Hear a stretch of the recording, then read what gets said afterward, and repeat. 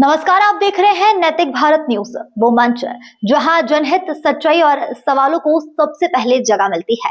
मैं हूं साक्षी और अब शुरुआत करते हैं इस वक्त की सबसे बड़ी और अहम खबरों के साथ। उल्लासनगर में खुद को आईपीएस अधिकारी बताकर महिलाओं को सरकारी नौकरी का झांसा देने वाले एक ठग का आखिरकार भंडाफोड़ हो गया है। आरोपी के नाम राजू पट्टेकर बताया जा रहा है, जिसने सीबीआई और पुलिस विभाग में नौकरी दिलाने का झूठा वादा कर कई शिक्षित बेरोजगार महिलाओं से लाखों रुपए ठग लिए। पुलिस की वर्दी, कमर में पिस्तौल और फर्जी पहचान पत्र दिखाकर वह महिलाओं का विश्वास जीतता था और हर एक से 2 से 3 लाख रुपए वसूलता था। लेकिन महीनों बीत जाने के बाद भी नौकरी नहीं मिलने और पैसे वापस न मिलने पर महिलाओं ने एकजुट होकर आरोपी के खिलाफ योजना बनाई। बीच सड़क पर पट्टेकर को रोककर जब उससे जवाब मांगा गया तो उसने टालमटोल जवाब दिए।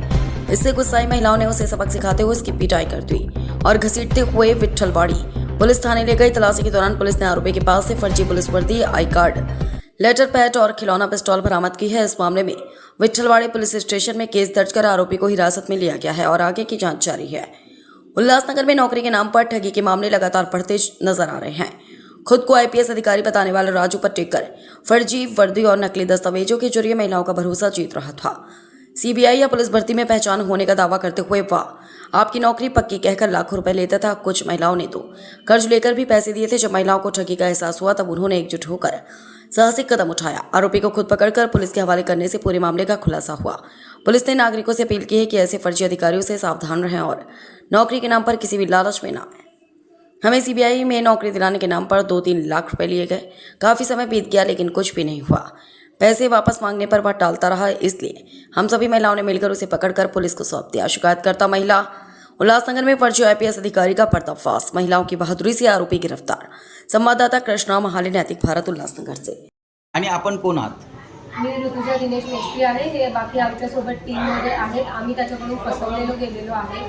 त्याने आमच्याकडून खूप मोठी 3 लाख 2 लाख अशी अमाऊंट घेतलेली आहे आणि त्याने नोकरीचं आमिष दिलं, पण गेले 4-5 महिने आम्ही त्याच्या मागे फिरतोय. त्याने आम्हाला नोकरी दिलेली नाही.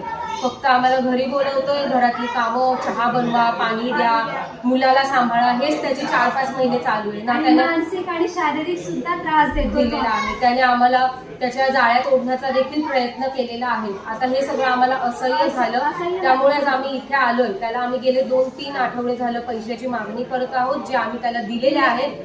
तो आम्हाला फक्त टाळतोय, आमचे फोनही घेत नाहीये आणि आमच्यापासून फक्त 2 दिवस, 4 दिवस, 1 महिना फक्त आमच्याकडून वेळ मागून घेतोय आणि वेळ काढतोय. आणि आमची मागणी एवढीच आहे की आम्हाला आमचे पैसे वापस पाहिजे.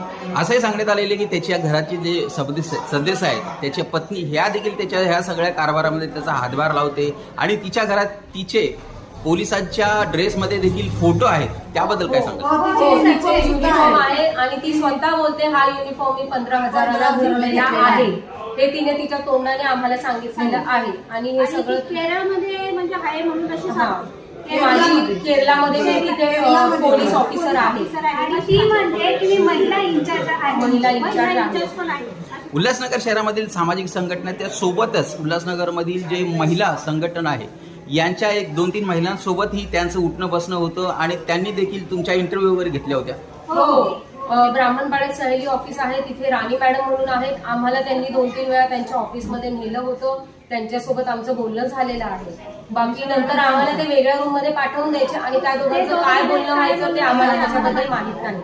फक्त ते बोलायचे की तुम्हाला लहान मुलं इथे काम करतात, तिथे तुम्हाला रेड मारायला जायचंय, तुम्हाला इकडे हे करायचंय, ते करायचंय. आम्हाला तेच एवढं सांगत होते. तुम्ही काय आवाहन करू इच्छिते की ज्याप्रमाणे तुम्हाला फसवले गेले, तुमच्याकडून लाखो रुपये जमा करून गेलून तुम्हाला म्हणजे धोका दिलेला आहे, अनेकांनी देखील असे पैसे दिले असतील, त्यांना तुम्ही काय आवाहन करू इच्छिता? अशा कुठल्याही जाळ्यात कोणीही फसवू नका. आधी सगळ्या गोष्टीची शहानिशा करा आणि त्यानंतरच पाऊल उचला.